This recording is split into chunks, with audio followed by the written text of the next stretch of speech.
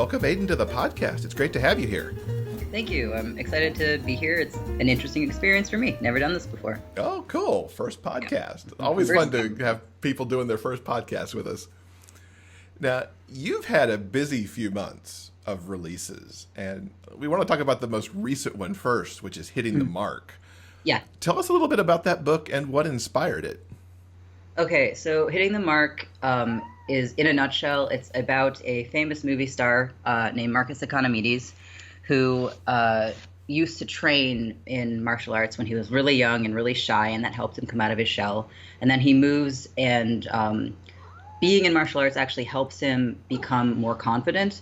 And he ends up getting a movie role, and that spirals, and then becomes and 10 years later, he's a famous movie star who's also famous for doing his own stunts.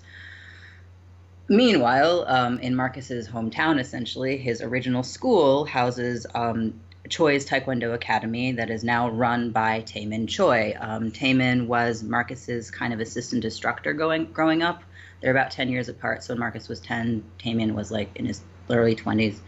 And Taemin runs the school now, and Marcus happens to be coming back into town for a shoot, and he decides to pay a visit to his old school and kind of nostalgia. He lost contact with Taemin when he moved, and so it kind of wants to like bridge the gap again, just like say hi, see what happens. And then they do meet, with Marcus being an adult, and there's kind of an instant connection. And then the entire book is essentially about them navigating, first relearning each other, because they knew each other for several years, but it's been several more years since they actually talked again. So they're relearning who they are as people, especially Marcus as he's grown into his own self. And that turns into, a romantic relationship. And they're just figuring out how to be in one, considering that, Marcus is this famous person and Taemin is a very busy man who runs his own school and takes care of a lot of things. And just that's the story, basically. I do a lot of character-based stories where the plot is kind of like playing the course as opposed to like a person antagonist, sort of. So it's kind of like another one of those things for me. Mm-hmm. And it ticks so many boxes, because there's friends to lovers and second chances and an age gap. I tend to, when I write, sometimes I have several different things that I want to include in various ideas. And so sometimes when I have like the base, I'm just like, let's just squish them all together. Let's just push them all in one thing and see what happens and if I can pull it off. And you mentioned when we were emailing to set this interview up that this is one of the books you didn't have to do a ton of research on, because thank God. Movies and martial arts, you had the knowledge there. What aspects of your background play into that? I've been involved in martial arts for about 20 years now. I primarily Taekwondo. And that's the style that I have Taemin doing, because I know the most about Taekwondo and Korean style. I technically have my black belt in two disciplines. One is Taekwondo and the other is a mixed type of martial art that I actually ended up teaching. I used to run a school. So a lot of my experience did transfer over into, Taemin's, experiences in running a school and dealing with students and various like endeavors that are required. With movies, I actually majored in media production in college. Mm-hmm. And so I was on movie sets a lot, both behind the camera and also growing up. I kind of dabbled in acting, and I've been in front of the camera a lot too, including on some big sets. Michigan used to be a pretty big movie hub before the tax thing happened and a lot of places moved away from it. And I was actually on a few different like SAG films. So I got to kind of be both in front of the camera and behind the camera. So learning about like all that aspect was fun to basically shove as much knowledge as I could, especially the martial arts, into one book, because I have such a love for martial arts that it was like, let's include inside jokes and inside knowledge. And I've never had to spell this Korean word in English before, so I have to probably look that up. And fun fact, actually, is not going to spoil anything, but one of the plot points is Taemin working towards an Olympic Olympics. He's qualified for the qualification. And that entire piece is actually based on a coworker of mine I used to work with who did enter who did qualify for the Olympic matches. Incredible. You did stuff a lot in here in terms of all of your knowledge kind of went into this book. Yeah, it was a nice break. I still had to do research, obviously, because I had to like refresh some things, and again, like Korean, making sure that I got that right. But for a lot of it, like I have another book that I released late last year, His Two Leading Men, which takes place in New York with a Broadway star. And I'm like, I like Broadway. I can just write about plays. That's fine. No, I ended up having to like map out the entire city to like figure out distances to like whichever I'm crazy. Whichever restaurant he'd like go to, which is closer, where his laundromat was. Like it was, I'm absolutely ridiculous when it comes to stuff like that. Nobody's gonna notice but me, but like I care. But the native New Yorkers might, and so it matters. Yeah, I have stopped myself in books going, that's not right. I know where that is, and that doesn't work that way. So you do work Michigan into a lot of your books. Hitting the Mark is in Michigan. Play It Again, which we'll dive more into in just a second, has a Michigan element simply because you have somebody sending David, the main character, some Faygo Red Pop and some other Michigan treats, some Mackinac and fudge included. Yeah. Obviously, you live in Michigan. Is it something you try to work in to the books, a little Michigan angle? Kind of. Half of it is write what you know because I'm thoroughly uncreative when it comes to that. And it's way easier to just like, I don't have to make something up. I don't have to do more research. I just can set it in Farmington Hills or wherever it is. But sometimes it's because I have like certain places in mind or I want to include certain things. Like with David receiving a care package, I wanted to make sure that I had a care package that was state based and was really cool and could include especially a lot of food because a lot of David being blind, a lot of his things are food based. That's like part of his shtick. So he like reacts to tastes and stuff. So knowing that I have my own experience with various Michigan cuisines and snacks and stuff, I could include that pretty easily and know that it would ring true, but also be kind of funny. And even if a person didn't necessarily know what things were, it would still like be something that they could get. Speaking of Play It Again, that I reviewed back in 186 and really, really loved it. It was like the book I didn't know I needed at the time. Thank you. And it's quite different from Hitting the Mark. What was the inspiration behind this tale of two YouTubers who managed to find love even though they live half a world apart? Well, going back to I have various ideas but squish them all together into one sometimes. I really, really wanted to showcase a blind character. A lot of the characters that I do showcase are disabled in some way or have, different aspects of their life that aren't typical, part of normative parts of society, et cetera, et cetera. And I apologize if my verbiage isn't the best. And I really wanted to showcase a blind character, but obviously I didn't want to fetishize it. I wanted him to be successful and happy and not be just blind as his character, if that makes sense. Mm-hmm. And I thought YouTube would be a fun angle for that. And on the other side, I really wanted to focus on like a Let's Player because I thought that it would be fun to try to like figure out how to write that because it's so much narration and video audio based.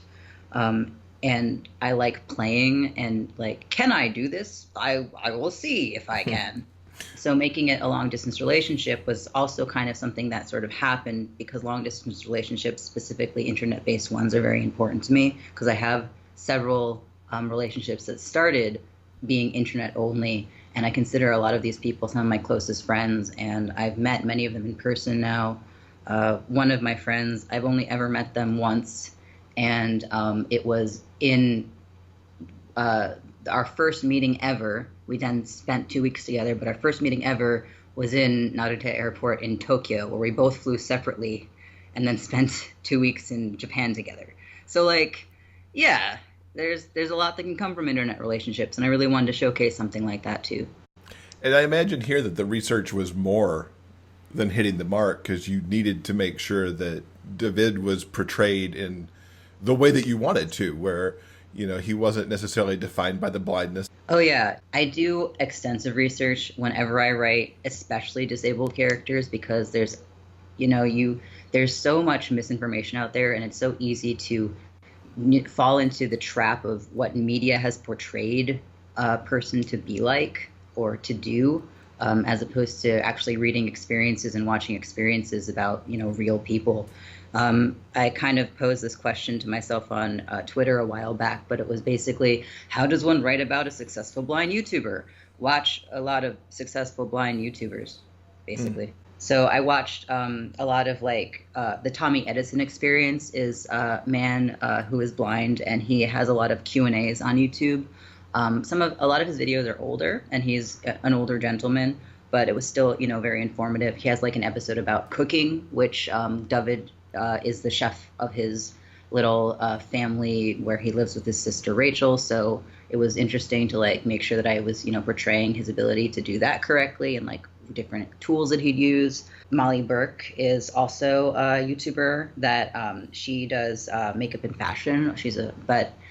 How she interacts, with her audience and, interacts with herself and the things that are important to her, her experiences, because she does talk about that as well, was, very important. There is a Tumblr called Actually Blind that did Q&As and did a lot of commentary on different things and responded to different situations where, visual impairment affected daily life or was not considered.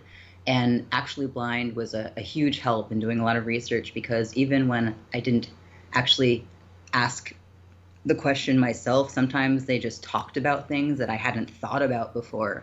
So that was, a really good thing to notice. For instance, they had a post about the fact that the face touch thing in so many books and so many movies is absolutely ludicrous, and no blind person really does that. And because it was made up by a sighted person who thought that it was kind of romantic and intimate to have the blind person touch the other person's face to see what they looked like. And Actually Blind was no. So it was, something that I didn't include then, and I might have if I hadn't read something like that. Mm-hmm. The research is oh so important. Absolutely. Absolutely. And I do, a lot of sensitivity readers too. I have a short story that is going to be coming out probably in October, because I'm spacing it out a little bit, where one of the main characters is in a wheelchair. So luckily I'm hey, sibling, I'm going to ask you some wheelchair questions and know about how my experience is in, living with somebody who uses a mobility aid and all that. So proper portrayal is really important to me. And you have still yet another type of story coming out with your upcoming YA novel Stage Presence. And I'm fascinated by this one because you're taking us to the Disney College program. Yes. Do you have experience in that, or was that a ton more of research? And of course, what also is this book about? Because it sounds just delightful. Thank you. I hope it is delightful. I hope people enjoy it. And to your answer, yes and yes. I did do the Disney College program quite a many years ago. But I also did do a lot of research for the story, in part because, Disney updates and changes things. So some of the things I had to look up was the current menus of stuff, because, again, it's a tiny little detail that only I will notice, but I cared about. But I also had to make sure that I was getting details right in terms of characters, because one of the main characters, Ashley, with 2 E's, is a Disney princess, literally. I did a lot of research into behind the scenes of that a little bit. I watched a lot of ex-princess interviews and, posts about the experience of being a character performer. I didn't have a lot of experience in that capacity. I knew some people who were friends with characters while I was in the program, and I did learn about it that way, but princesses I had to learn a little bit more. What the book is about. two girls who both get onto the Disney College program and end up as roommates. One, Dana, is a kind of, calm, cool, collected, very down to earth, logical girl who is kind of like, she's going into international business. She's excited about working at a Fortune 500 company. She's looking forward to living away from home. She's trans. So, that's just another aspect of who she is as a person.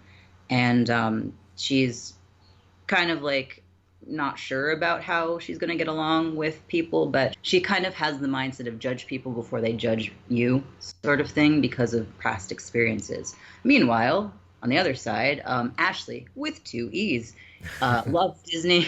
I know, it's a very important detail. She loves Disney. She's a Disney-phile. She loves all the movies. She loves all the songs. She, gets cast as an actual Disney princess. This is her dream come true. She's been dancing since she was little, so one of her goals is to be like a parade performer Disney princess, essentially.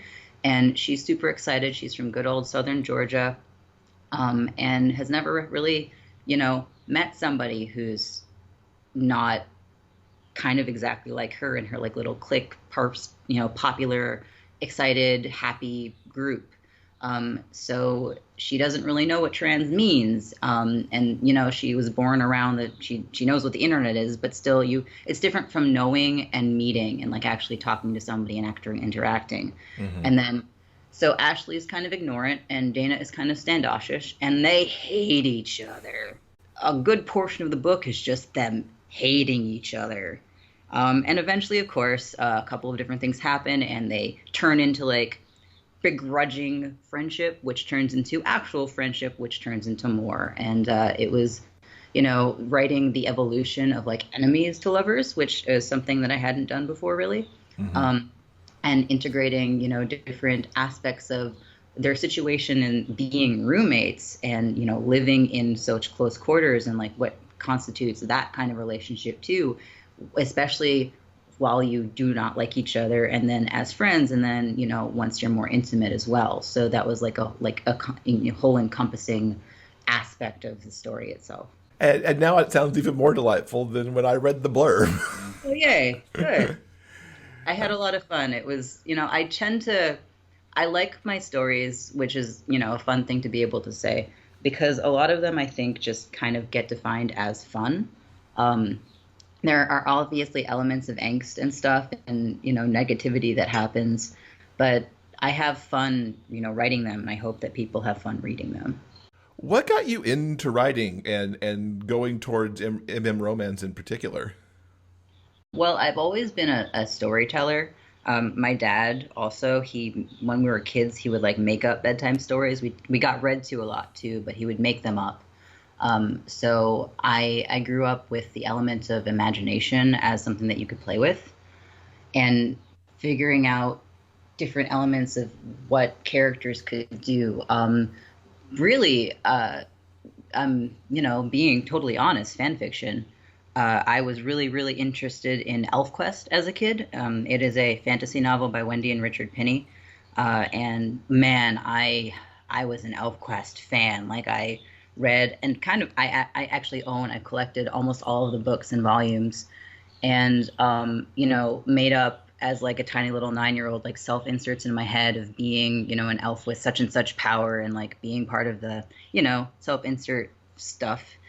And as I got into more media growing up, I really enjoyed reading and writing fan fiction because it was a way to interact with something that I enjoyed so much past where the media itself went.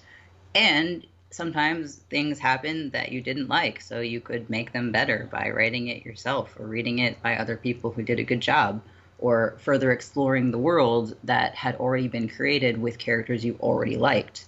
And from there, it was kind of like, oh, I could do this with my own characters and make whatever I want to happen. What? Oh. And the kickoff was when I was, I don't know, like 15. I participated in my first NaNoWriMo, and that was the first like write a lot of words and also write them really quickly. So you couldn't think too much about what you were doing, quote unquote, wrong. And it was, I wrote 50,000 words in, the 30 days. And man, I still have it. And it really portrays what I was into, what I was learning, and what I was experimenting with as a 15-year-old, because it is a lot of stuff. And I really enjoyed doing that, and I kind of just kept at it. And eventually I had a friend who I really admired, Mina McLeod, who was also a writer that I was friends with at the time, and she talked about entering like an anthology, and encouraged me to also, submit a story, a piece. And I did, and we both got in, and I still have the copy of the book where we're both in the anthology, me and this writer that I really admire. And that was really cool. And from there I went, oh, wait, the publishing is possible, that this is a thing that actually can happen to like real human people, as opposed to just authors who are these untouchable people on pedestals. So my next book that I wrote was written with publishing in mind. That was Loud and Clear. And it was my, technically my first original piece.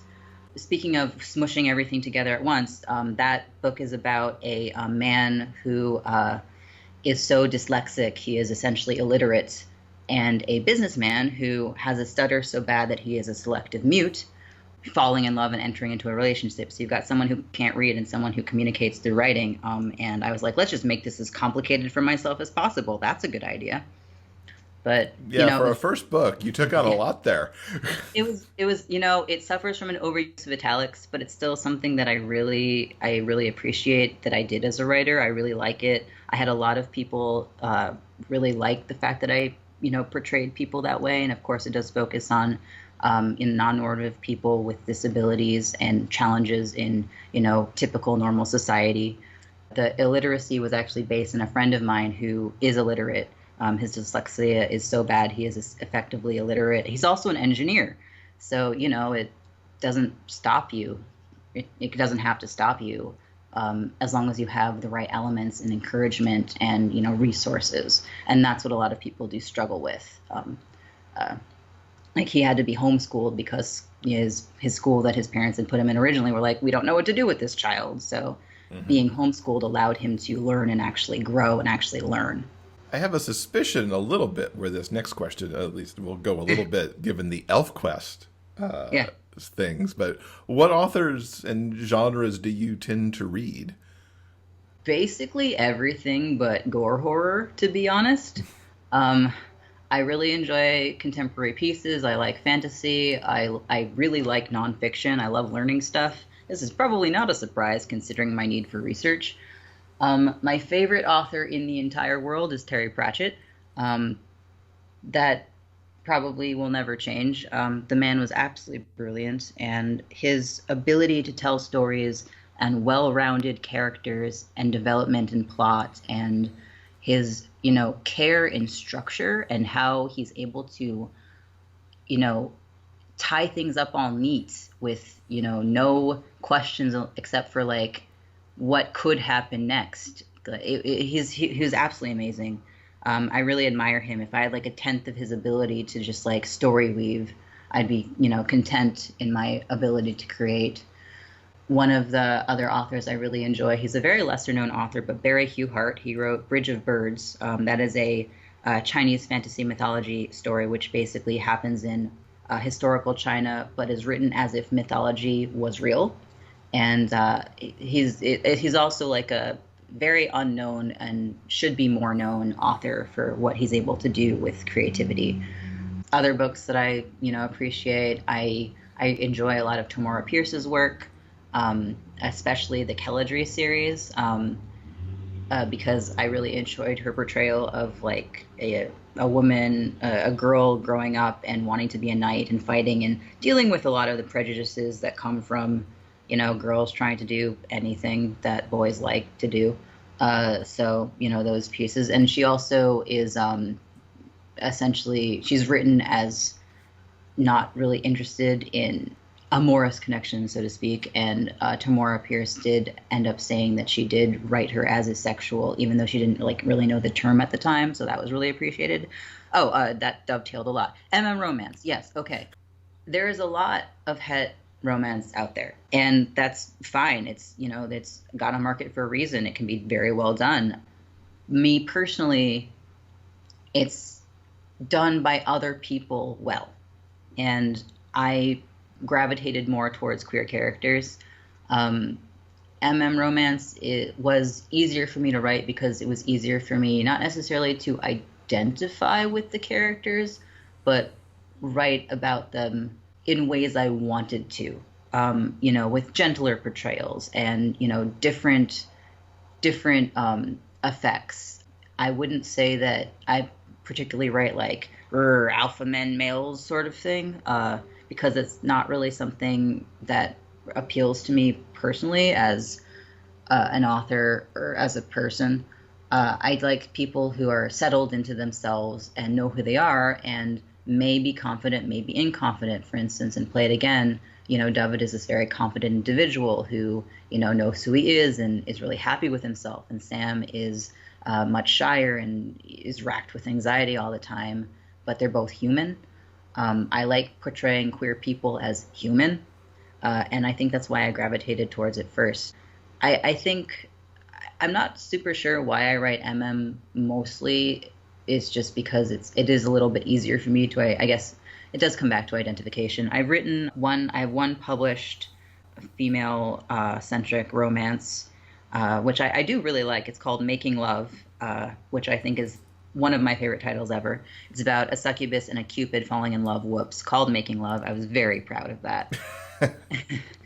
And it's adorable. It's very cute. It's very loving. It's really soft. And, Carla, the cupid, is just like made of cotton candy and loves sweets and is really happy and bubbly. And Lita, the succubus, is kind of cool and, has had reason to put up a lot of walls. And then it's just like Carla melts her heart, and it's so cute. It's very silly. But a lot of my reviews were like, it's cute but cheesy, and I'm like, yes, that was exactly what I was saying.